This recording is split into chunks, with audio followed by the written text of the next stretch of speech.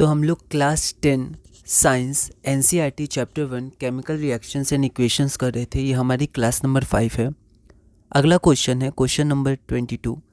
Give the balanced chemical equation for the following: burning of coal, formation of water from hydrogen and oxygen, burning of natural gas और respiration. तो इसमें जितने भी questions हैं वो मैंने एनसीईआरटी में जो नोट्स हैं बुक में उसी में से क्वेश्चंस बनाए हैं। तो यहाँ पर हम लोग देखते हैं बर्निंग ऑफ कोल। कोल हमारा हो गया कार्बन सॉलिड फॉर्म में, बर्निंग के लिए ऑक्सीजन तो O2 और जो CO2 हमें देता है। अगला है formation of water from hydrogen and oxygen. तो ये हाइड्रोजन, ऑक्सीजन और वाटर, और यहाँ पर मैंने इसको बैलेंस कर दिया है। आप फिजिकल स्टेट में लिख सकते हैं। Burning of natural gas, natural gas में हमारा क्या होता है, मीथेन होता है, ठीक है। तो मीथेन प्लस बर्निंग है तो ऑक्सीजन, ये हमारा CO2 और H2O का फॉर्मेशन करता है। यहाँ पर मैंने फिर बैलेंस इक्वेशन लिख दिया है।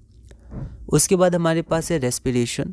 तो रेस्पिरेशन में हमारा आ जाएगा ग्लूकोज, तो ग्लूकोज एक्वस हो गया, O2 ऑक्सीजन गैस हो गया, CO2 और H2O का फॉर्मेशन होता है और एनर्जी रिलीज होता है, इसलिए हम लोग रेस्पिरेशन को एक्सोथर्मिक प्रोसेस भी कहते हैं।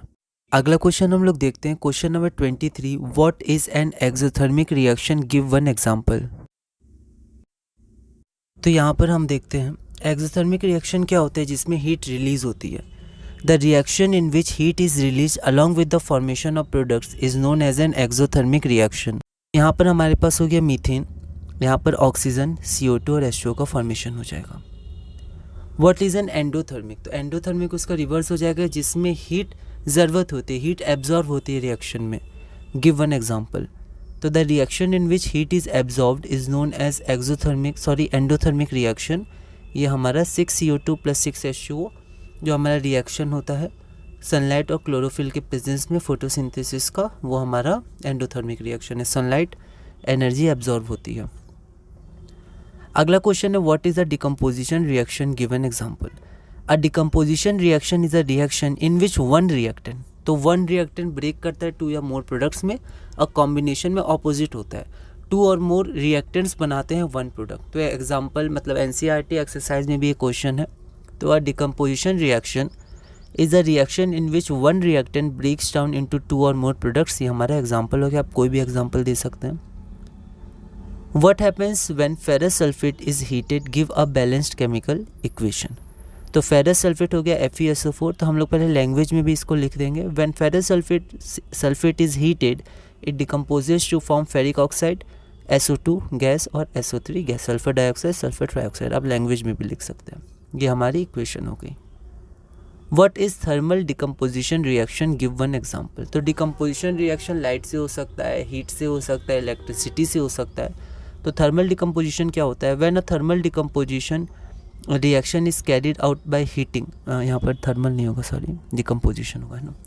When a decomposition reaction is carried out by heating, तो जब हीटिंग से होता है डिकम्पोजिशन रिएक्शन, उसे हम लोग थर्मल डिकम्पोजिशन रिएक्शन कहते हैं। थर्मल मतलब हीट से। एग्जाम्पल के लिए ये मैंने एक एग्जाम्पल दे दी, इंपॉर्टेंट एग्जाम्पल है। अगला क्वेश्चन है calcium oxide is also known as lime और quick lime, it is use in the manufacture of cement. तो ये आपको कुछ इन्फॉर्मेशन दी हुई है। Give a reaction for the formation of lime from lime stone.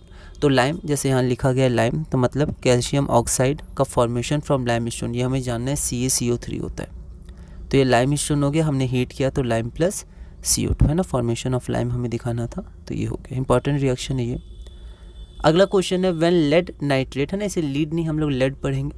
When lead nitrate powder is heated in a boiling tube, मतलब test tube आप बोल सकते हैं। कुछ आपको लैंग्वेज ध्यान रखनी होगी, है ना, ये सब पूछे जा सकते हैं। When lead nitrate powder is heated in a boiling tube, brown fumes are emitted, brown fumes emit होते हैं। Give a balanced chemical equation for the above. तो ये जो ब्राउन फ्यूम्स होते हैं ये हमारे नाइट्रोजन डाइऑक्साइड के होते हैं। तो डायरेक्ट ये क्वेश्चन है, लेड नाइट्रेट को हीट करेंगे तो PbO NO2 और O2 का फॉर्मेशन होगा, बैलेंस कर सकते हैं। तो ये हमारी क्लास नंबर 5 पूरी हुई।